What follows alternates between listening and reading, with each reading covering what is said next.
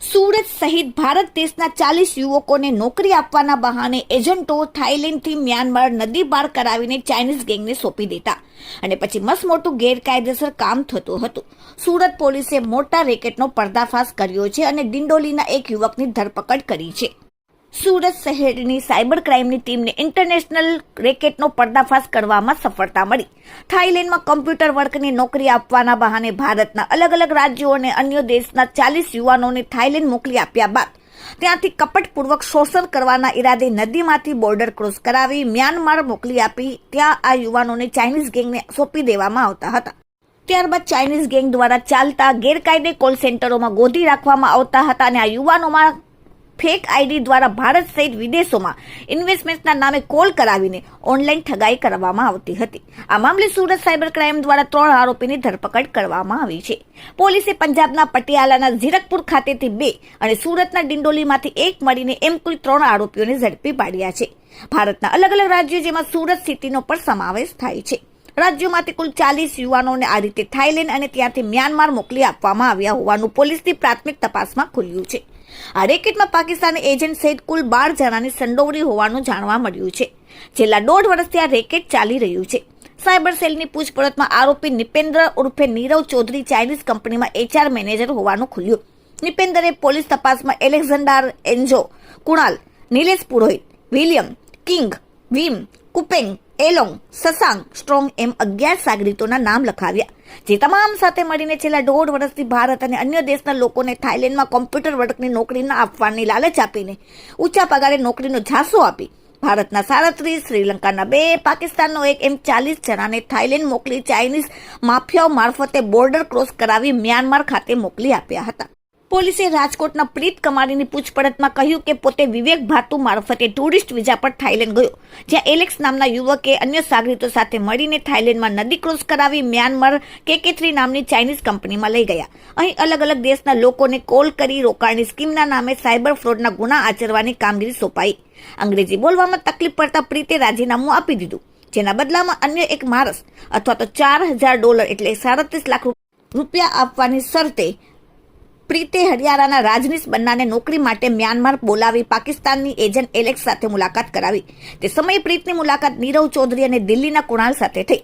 નીરવ ઉર્ફે નિપેન્દ્ર પ્રીતને જણાવ્યું કે મ્યાનમારમાં ચાઇનીઝ કંપનીના અલગ અલગ કોલ સેન્ટરો ચાલે છે. ભારતના લોકોને મ્યાનમાર માટે તૈયાર કરશે તો વ્યક્તિ દીઠ 40-50 હજાર કમિશન આપવામાં આવશે તેવી ઓફર પર કરી હતી. રાજકોટના પ્રીતે આશિષ રાણા સહિત એજન્ટો સાથે મળીને ગુજરાત તથા અન્ય રાજ્યોને 8 વ્યક્તિને ચાઇનીઝ એજન્ટો મારફતે ઓનલાઈન ઇન્ટરવ્યૂ કરાવી નોકરીના નામે થાઇલેન્ડ મોકલી આપ્યા અને ત્યાંથી ફરી એવી જ રીતે મ્યાનમારથી ચાઇનીઝ ગેંગને સોંપીને સાયબર ફ્રોડ માટે મજબૂર કર્યા હતા. સાયબર સેલે પ્રીતની પૂછપરછના આધારે વિઝા એજન્ટ આશિષ રમણલાલ રાણા, જે Sai villa residency Kharwasa road Dindoli અને મૂળ ગોલવાડ વ્યારાની પર ધરપકડ કરી આશિષને કમિશન પેટે 37,000 રૂપિયા આપ્યા હતા અને પ્રીત કમારીના ઇશારે 3 વ્યક્તિને થાઇલેન્ડ મ્યાનમાર મોકલ્યા હતા. હાલમાં સુરત શહેરની સાયબર ક્રાઇમ સેલે નિપેન્દ્ર ઉર્ફે નીરવ, પ્રીત કમારી અને આશિષ રાણાની ધરપકડ કરીને વધુ પૂછપરછ હાથ ધરી છે. હજુ અન્ય કોઈ સંડોવણી છે કે નહીં તેની પર તપાસ પોલીસ દ્વારા કરવામાં આવી રહી છે. હવે આ ત્રણેયના મોબાઈલ FSLમાં મોકલે અને પૂરેપૂરી તપાસ કરે તો મસમોટું કૌભાંડ અને અન્ય બીજા મોટા માથાઓ પણ તેમાં સામેલ છે કે નહીં તેનું રેકેટ બહાર આવશે. Bureau report, daily India TV, Surat.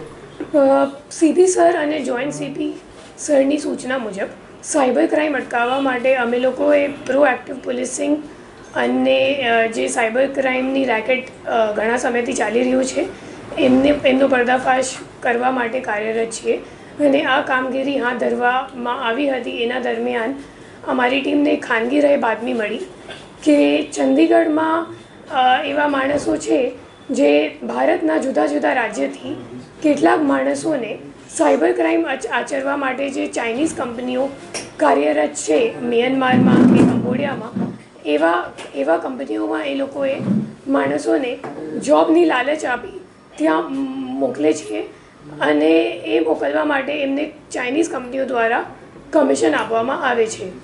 આ બાતમીના આધારે અમારી ટીમે ટેકનિકલ વર્કઆઉટ કરી અને PI અનમોલ સલિયા અને PI SB પઢેરિયાના નેતૃત્વમાં એક ટીમ ત્યાં મોકલવામાં આવી હતી. એ ટીમને ત્યાં 2 આરોપીઓને ધરપકડ કરી. એમનું નામ છે એ પહેલાંનું નામ છે નિપેન્દ્ર ચૌધરી અને બીજા આરોપીનું નામ છે પ્રીત કમાની. એ બંને આરોપીઓને ઝડપી પાડવામાં આવ્યું હતું અને સુરત લાવીને અમે લોકો ઇન્ટેરોગેશન કરી. એમના પાસેથી 2 મોબાઈલ ફોન અને 1 લેપટોપ કબજે લેવામાં આવ્યું છે. એમના ઇન્ટેરોગેશન દરમિયાન ત્રીજો આરોપી જે વ્યારા ખાતે જેમનું મૂળ વતન વ્યારા છે, એમનું નામ છે આશીષ ભૈરાણા, એમને પણ ઝડપી પાડવામાં આવી ગયું છે. એ ગ્લોબલ ઇન્ટરનેશનલ સાયબર સ્લેવરીનું રેકેટ છે, જેમાં ઘણા બધા એજન્ટો સંડોવાયેલ છે. મેડમ, આમાં એમઓ શું હતી આરોપીઓની?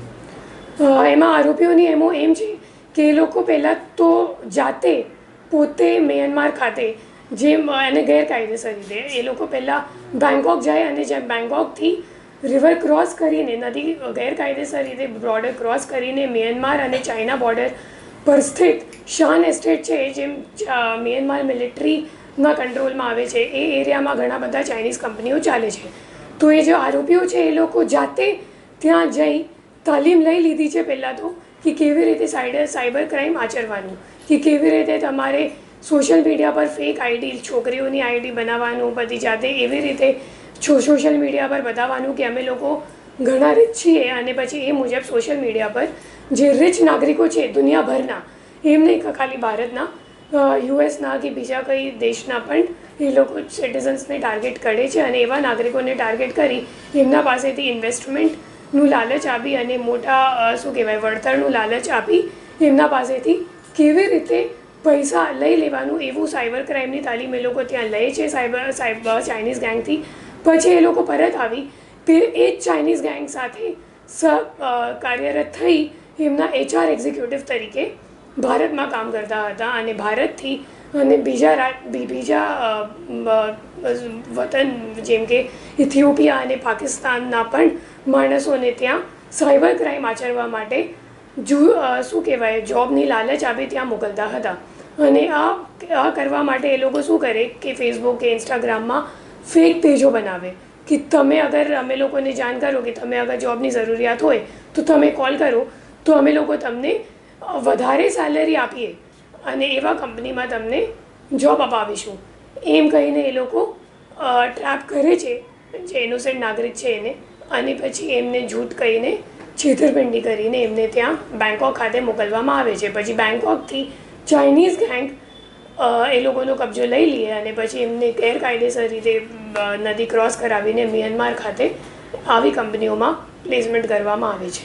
ફરિયાદી પાસે એ લોકોને કેટલું ચૂકવે છે પેલું શું કે એ લોકોને કમિશનમાં વ્યક્તિ દીઠ 4,000 થી 3,000 થી 4,000 USD આપવામાં આવે છે, અને એમાં સબ એજન્ટનું ચેઇન આખું બની જાય. ફોર એક્ઝામ્પલ, દાખલા તરીકે જે નીરવ ચૌધરી છે એને ચાઇનીઝ ગેંગ HR એક્ઝિક્યુટિવ તરીકે 3,000 USD મળે, તો પછી એ સબ એજન્ટ તરીકે પ્રીત કમાનીને નિમણૂક કરેલું છે. પછી પ્રીત કમાણીને વ્યક્તિથી 40,000 થી 50,000 રૂપિયા જેટલું આપે. પછી પ્રીત કમાની આશીષભાઈ રાણાને સબ એજન્ટ બનાવી ચૂક્યો છે. પછી આશીષ રાણા જે કંઈ વ્યક્તિને મોકલે એને એમનું કમિશન પ્રીત કમાની આશીષ રાણાને આપે. એ મુજબ આખું ચેન ગોઠવી દીધું છે. સર, ફરિયાદી પાસે કેટલા રૂપિયા લેવામાં આવતા હતા અને અત્યાર સુધી કેટલા ગુનાઓ આચરવામાં આવ્યા? તો આમાં શું છે કે જે ભોગ બનનાર છે એ બધા અત્યારે પણ એ લોકો ફક્ત 8મા મહિનામાં, ઓગસ્ટ મહિનામાં જે અમે લોકોને અત્યાર સુધીનો ડેટા મળ્યું છે તપાસમાં,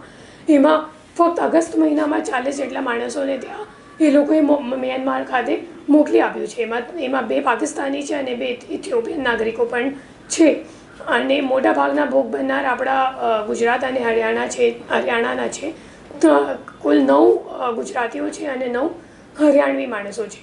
અને એ લોકોને સપોઝ ભોગ બનનાર ત્યાં જઈને એમને એવું થાય કે આ તો ઇલીગલ કે ગેરકાયદેસર કામ છે અને મારે નથી કરવું, તો પછી એમના પાસેથી ચાઇનીઝ ગેંગ કોર્શન કરે, એમને કહે કે અગર તારે પરત ભારત જવાનું હોય તો તારે અમે લોકોને 4,000 USD આપવું પડશે, અથવા તો તારું કોઈક રિપ્લેસમેન્ટમાં કોઈ માણસ અહીંયા મોકલ તો તમને પરત જવા દઈએ, નહીં તો એ લોકો ત્યાં બળજબરન એમને ત્યાં રાખે છે. જવા માટે કેટલા રૂપિયા આપતા હતા ફરિયાદી? ભોગ બનનારને એ લોકો ત્યાં કામ કરવા માટે 17,000 થી 75,000 રૂપિયાની સેલરી આપતા હતા દર મહિના, અને એ સેલરી ક્રિપ્ટોમાં USDમાં આપવામાં આવતું હતું. સર, ચાઇનીઝ ગેંગના સંપર્કમાં કેવી રીતના આવ્યા? એ લોકો એજન્ટ ના મારફતે એ જો આપણા એજન્ટ છે, ફોર એક્ઝામ્પલ નિપેન્દ્ર ચૌધરી છે, એ એકચ્યુઅલી જાતે જોબ શોધતો હતો 2 વર્ષ પહેલાં. તો એ જ્યારે જોબ શોધતો હતો તો ફેસબુકમાં કોઈ પણ જગ્યાએ એમને સર્ચ કર્યું હશે કે ટેલિગ્રામમાં સર્ચ કર્યું હશે કે મારે જોબ જોઈએ છે, અને એ લોકોને શું લાગે કે આપણે ભારતમાં કામ કરીએ તો ઓછું પૈસો મળે, મતલબ આપણો જે પગાર છે એ ઓછું થઈ જાય. તો એ લોકો દેશની બહાર જોબ શોધતા હતા. તો એ દરમિયાન એ લોકોને આવું પેજની મતલબ ફેસબુકમાં આવું પેજ મળ્યું કે સામેથી મતલબ એ લોકો ક્લિક કરો તો તમારું ડેટા ત્યાં જતું રહે. પછી ચાઇનીઝ એજન્ટની ત્યાંનું જે HR એક્ઝિક્યુટિવ છે એને જાતે સંપર્ક કરી નીરવ ચૌધરીને પેલું ત્યાં ગયો. પછી એમને એમ લાગ્યું કે હું અહીંયા સેલરીમાં કામ કરું એના કરતાં તો હું અગર એમનો HR એક્ઝિક્યુટિવ બની જાઉં તો સરસ રહેશે. એવી રીતે એ લોકો ચાઇનીઝ ગાયની સંપર્કમાં આવી ગયા. ઓકે.